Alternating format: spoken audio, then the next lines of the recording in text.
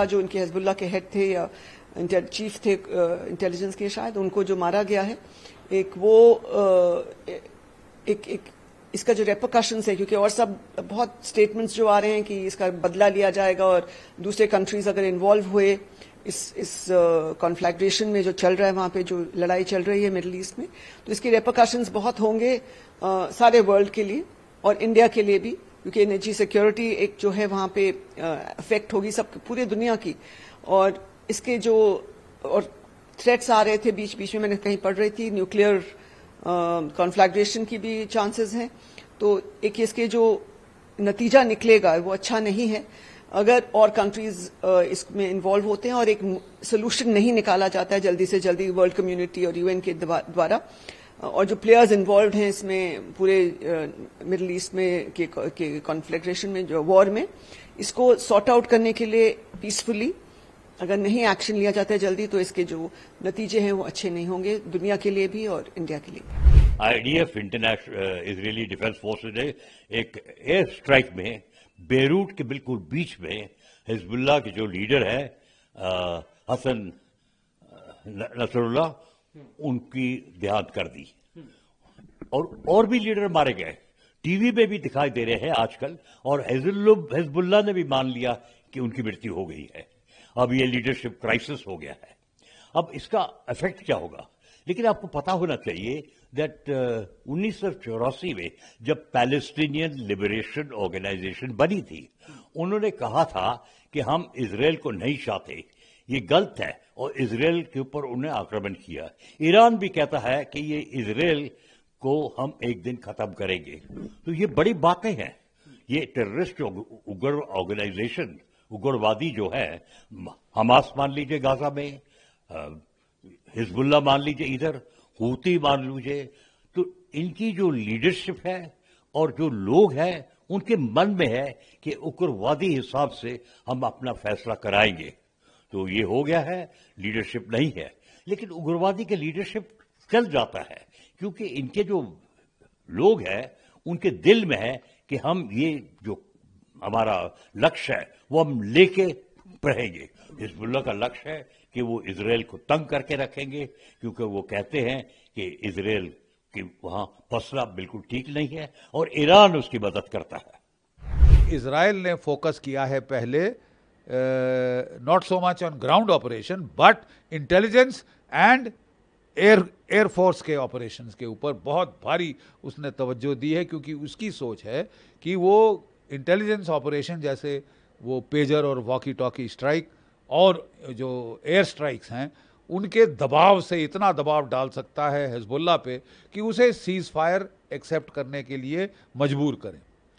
Joe Biden भी UN general assembly में कह रहे थे कि सारे देशों को दबाव डालना चाहिए कि 20 दिन 21 दिन का सीज फायर हो, लेकिन इजराइल ने साफ मना कर दिया है कि साहब जब तक हमारे लोग सुरक्षित नहीं हैं हम कोई सीज फायर एक्सेप्ट नहीं करेंगे और हम जो है ताबड़तोड़ हमले करते जाएंगे जब तक या तो हिजबुल्लाह सीज फायर एक्सेप्ट करे और अपने फोर्सेस को विड्रॉ करे। याद रहे कि 1982 की लड़ाई में इजराइल ने हमला किया था, ग्राउंड अटैक, और लितानी नदी के पीछे धकेल दिया था हिजबुल्लाह को। उसके बाद वो फिर आगे आ गए थे जब वो ख़त्म हुआ ऑपरेशन, और फिर 2006 में दोबारा हमला किया था इजराइल ने बड़ा ज़ोरदार, और उसके बाद ये तीसरी बार है जबकि वो ताबड़तोड़ हमले कर रहा है, प्रीएम्प्टिव स्ट्राइक्स कर रहा है, काफ़ी नुकसान पहुंचा दिया है उसने हिजबुल्लाह को। कई मिलिट्री एनालिस्ट की सोच है, एलिस्टेयर क्रुक वगैरह की, कि साहब ये मेरा ख्याल इतना नहीं है कि हिजबुल्लाह की कमर टूट गई है, लेकिन साफ विदित है कि साहब वो स्ट्राइक बैक नहीं कर रहा।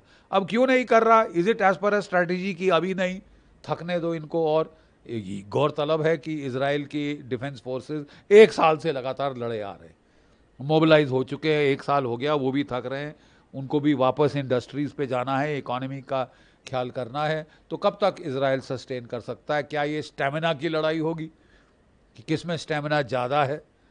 वो जो शिया हैं वो तो बहुत सारी सफरिंग एब्जॉर्ब कर सकते हैं, मार खाने के लिए तैयार हैं वो बिल्कुल, क्योंकि कुछ है ही नहीं खोने के लिए खास।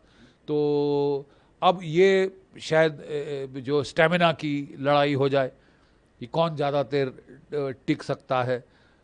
और जब अगर आज जो है वो पुष्टि कर रहे हैं कि हमने नासरुल्लाह हसन को मार डाला है, टॉप लीडर इसके, तो हिजबुल्लाह भी गुहार लगा रहा है ईरान को, मेरे आका बचाओ। उसने हथियार दिए, रिंग ऑफ फायर बनाया है चारों तरफ इजराइल के। ईरान ने प्रॉक्सी वॉर लड़ रहा है, क्योंकि बहुत इंटेलिजेंटली वो खुद नहीं लड़ना चाहता जब तक कि उसकी सॉवरेन टेरिटरी पे हमला ना हो, ठीक है।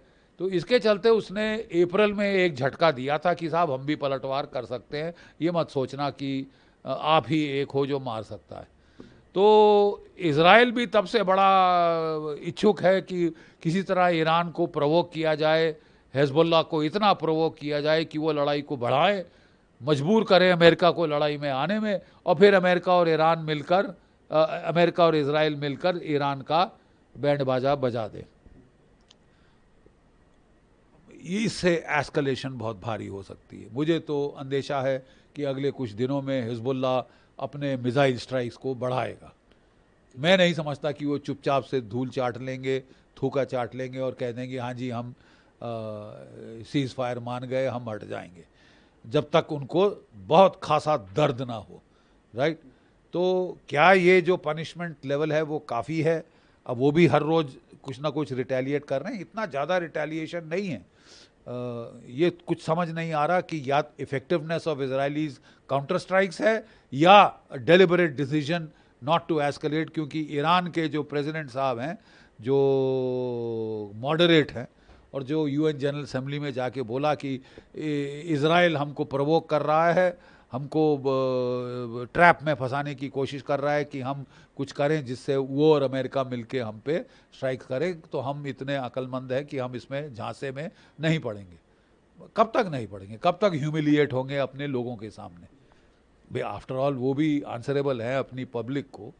और रूस चीन का भी बड़ा हाथ रहेगा इसमें कि वो कितना इनको ताकत देते हैं, क्या वो इनको आर्म करने की कोशिश कर रहे हैं ताकि ये लोग इजराइल का पलटवार सह सके। गौरतलब है कि रूस ने अपनी S-400 मिसाइल बैटरी भेज दी यहाँ पे कि वो इजराइल के जवाबी हमलों को थोड़ा डेंट कर सके। अमेरिका की एड के बगैर इजराइल ईरान पे हमले नहीं कर सकता। उसको कितना लंबा फासला जाना है, कई देशों के ऊपर ओवरफ्लाइट करनी है, एयर टू एयर रिफ्यूलिंग के लिए अमेरिका के टैंकर चाहिए। तो जब तक अमेरिका लड़ाई में नहीं उतरता, इजराइल अकेले ईरान और हिजबुल्लाह और सबको नहीं लेगा, ठीक है।